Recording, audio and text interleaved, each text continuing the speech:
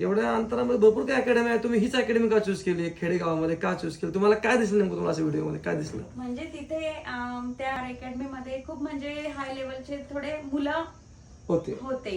तर मग त्या मुलांमध्ये थोडासा हा पण ढवळला गेला. तर मला असं वाटलं की नाही, याच्यामध्ये थोडं ते वाढत चाललंय, जसं की ऐकणं नाही, म्हणजे खूप वेगळे गुण थोडेसे वाढले. तर मी म्हटलं चला आपण थोडं इथे बघून घेऊ.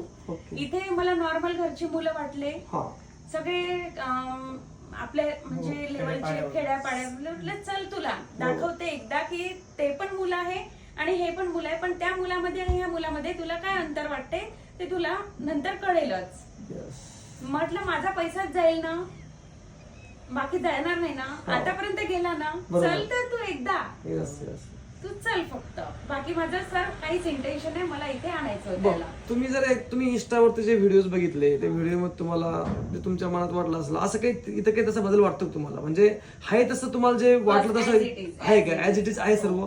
असं काही आम्ही असं म्हणजे दाखवाय करताना काही करतो असं काही वाटलं तुम्हाला? आधीच जसं तिथे गेट पर्यंत आली तेव्हा as it is me reels बघितली तुमची, आणि साक्षरता म्हणजे इथलं तुम्हाला एन्व्हायरमेंट तुम्हाला कसं वाटलं? एन्व्हायरमेंट छान वाटलं. जसं